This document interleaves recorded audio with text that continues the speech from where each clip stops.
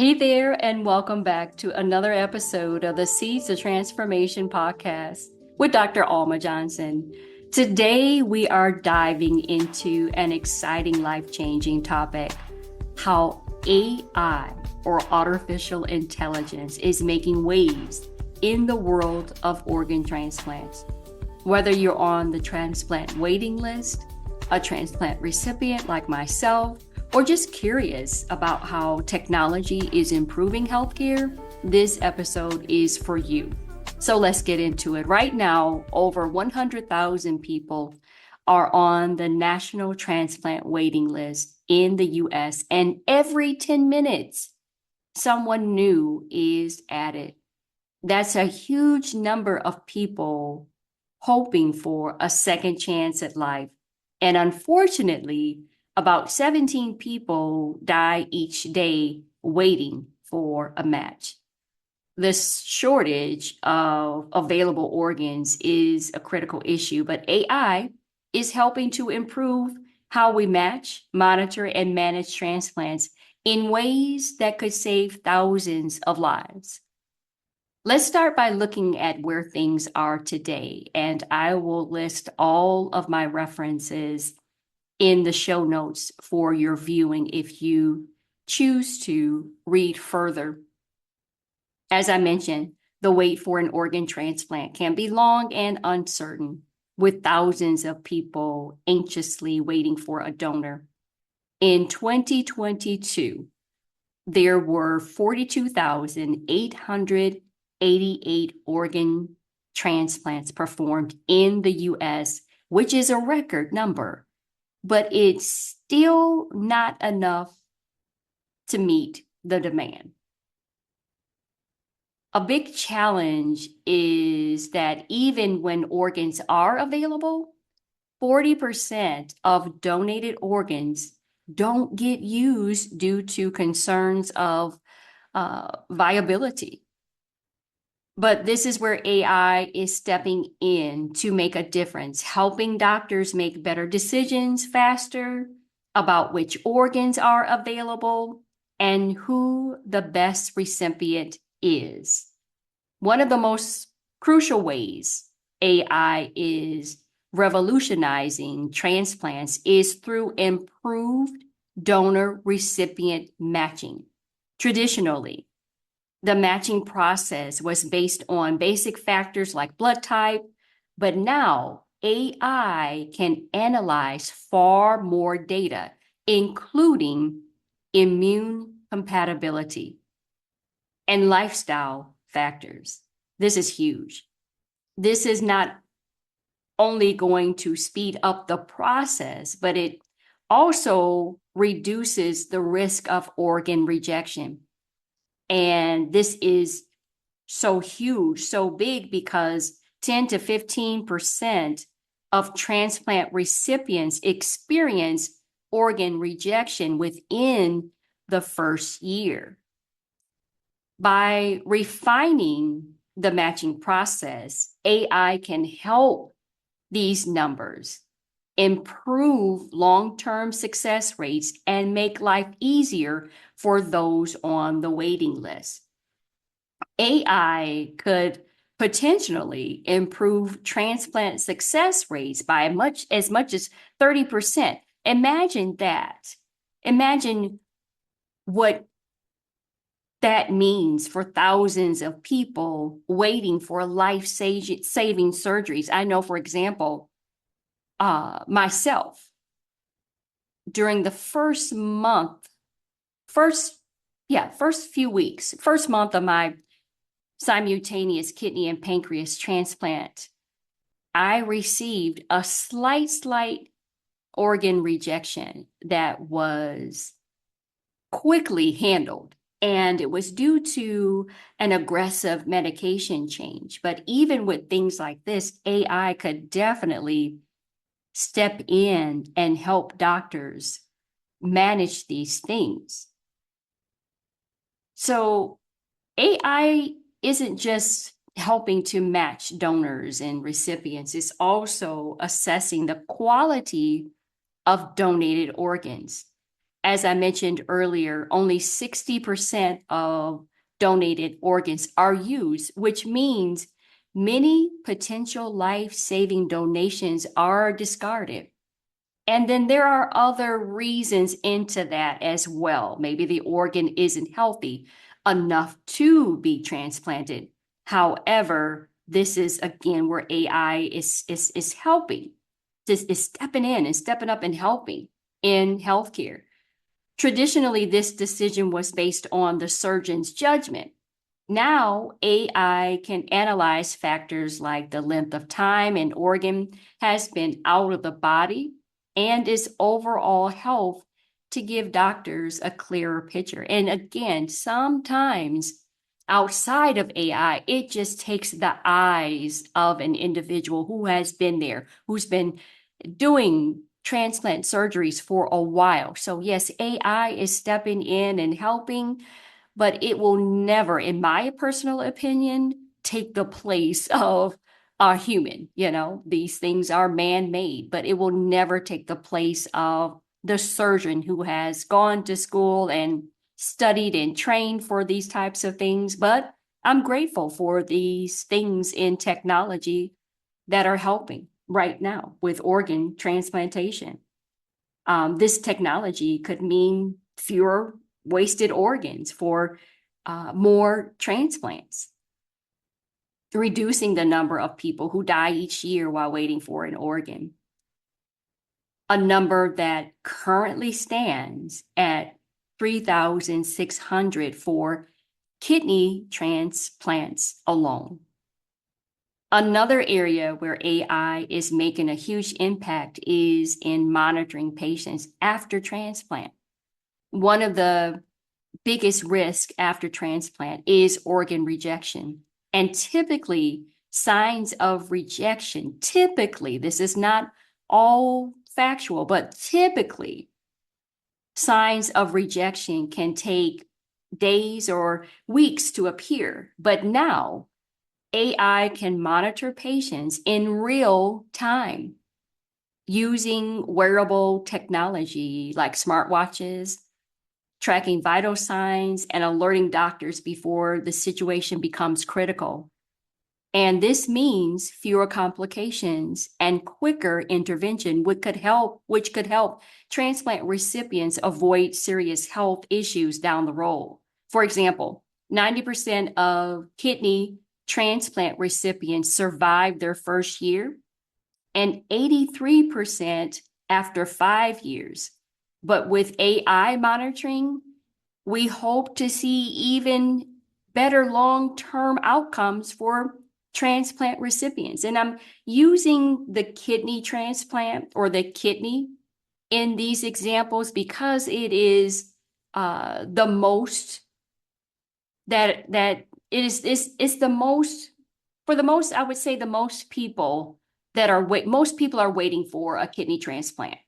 Not to say other organs are not there. They are. There is a wait list for those as well, but it's the number one weighted organ to be transplanted is a kidney. So this is the reason why all of my research and I've geared it to the kidney for this reason. But again, with AI monitoring, it is a great hope to see that even better long-term outcomes for transplant recipients, which is huge. AI is also changing the game when it comes to medication management for transplant recipients. After surgery, patients are often put on immunosuppressive drugs to prevent their body from rejecting the new organ. And just really, really quickly, what immunosuppressants do is they help to suppress the immune system so that the body does not attack the newly transplanted organs. This is what the immune system does at full capacity, but with the immunosuppressants, the key word there is suppress. It suppresses the immune system so that the body does not attack the organs, but then also so that the transplanted individual who receive that transplant doesn't become too ill or catch everything that's out there. They stay healthy enough, but then their immune system is suppressed enough to not reject their organs. And even with this, getting the dosage just right is still a challenge because too much of a drug can lead to dangerous side effects and too little can lead to rejection. With AI, doctors can personalize medication dosages based on the patient's unique health data, including lab results and even lifestyle, which is huge. Lab results have always been a thing. You have to go by the blood work. So that's always been a thing. But I even see AI possibly, with the technology we have with it now, there could even be possibilities to get a more precise dose for transplanted individuals. And this precision could not only improve the effectiveness of the medication, but also reduce harmful side effects, making recovery so much smoother and safer for recipients. Finally, I want to talk about how AI is helping with organ allocation. Currently, organs are allocated based on things like geographic location and how quickly the organ can be delivered to the recipient. For me personally, I had a 4-hour drive, a 4-hour window. That means leaving my front door, getting in my car, driving to where I needed to be in Phoenix, Arizona, and being ready and prepped for surgery. 4 hours. And that was huge. And thank God I made it. So, so very grateful. But I remember the time, it was about 2 years ago, 2022. I was on a flight and I leaped out of my seat. There was a young man and his mother. He was traveling to Minnesota. I think it was the Mayo Clinic in Minnesota to receive a lung transplant. And I got up so fast, y'all. Oh my gosh, it'll make your head spin. And I was grateful to do it.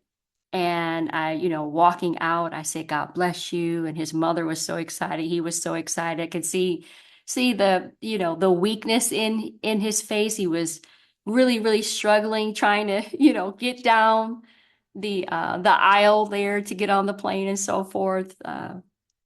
But it was a great time. So just to throw that little snippet in there, if you are ever on the plane and you're able to, prayerfully you are, and you hear that someone is traveling for this need, I would encourage you to give up your seat. The airline will take care of you. And when I say take care of you, they will put you on that next available flight, no matter what. And that's what they did for me. They made it happen so that I could still arrive to my destination on time. So I was very, very grateful for that as well. So, yes, organs are delivered to the recipient, but then, like me, and like that gentleman that I just spoke about on the airplane there, we are also traveling to get to where we need to be to receive that surgery. And AI is streamlining this process by predicting not only the best recipient for an organ, but also improving logistics so that more transplants can happen in a timely manner. As AI continues to evolve, and it is, we're hoping that fewer organs will go to waste and more lives will be saved, especially when we consider how crucial each match is for those on the wait list. Being on the wait list, I just want to stop right there and just talk about this. I had a girlfriend, my best friend, who passed while on dialysis. She had a stroke. And I think it was like a day or two later that she passed. And she chose not to be on the wait list. Now, whether this is you or not, I don't know. Whether this is someone you know or not, I don't know.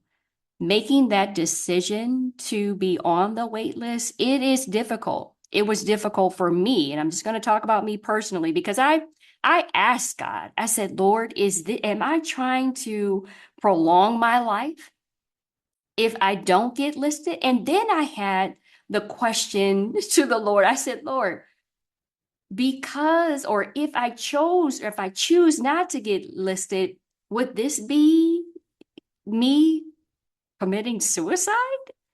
I didn't know. And I asked God, I said, what should I get listed? How do I do this? And he just point blank told me, if I wanted to take you now, I could.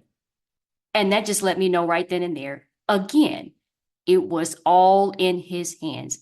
Everything we have on this earth is in the hands of God. So if this is you wondering if you should be listed or not, and it is still your personal decision, but if I can encourage you to be listed, get on that wait list, no matter what the organ it is that you need, get on that wait list. Because everything is in God's hand, so is the wait list. So will the surgery be. Pray for your doctors and your nurses and the staff wherever you may need to go. Um, but again, it is a decision. So maybe this is you also, this someone you know who is trying to make that decision if they should be listed or not. You're a loved one and you're wondering why. Why aren't they getting listed? Why aren't they on that waiting list? Several factors could be in play. Maybe there are things that they need to do because there were several things that I needed to do or stay on top of. So if you're looking to be on the wait list, make sure you have all of your medical records together, everything that you need to do, your dentist, your yearly exams, whatever they may be. Just make sure your eye appointments, all of those things need to be up to date every year. Whatever vaccinations, I'm not pushing vaccinations. That is not what I'm doing. But whatever it is that they're asking you to do, you need to do it. Even going to dialysis, if this is you who you are on peritoneal dialysis or you're going to the actual dialysis clinic, hemodialysis, make sure you are going to your appointments, every appointment, including dialysis. Make sure you are following the guidelines of water intake, what you are to be eating, what you should be staying away from. Make sure you are doing those things because they play a huge factor in everything. Because it's not to say that they won't give you the organ transplant because it doesn't work like that. This is, again, based on blood work and so many other factors. But how you're managing and caring for yourself now is definitely how you're going to manage and care for yourself in the long run. And you need to begin now for what you are to receive. I hope this helps someone today, because AI is truly transforming the world of organ transplants, from donor matching to post-surgery monitoring and even medication management. It's amazing to see how technology is stepping in to fill some of the gaps and save lives that might otherwise be lost.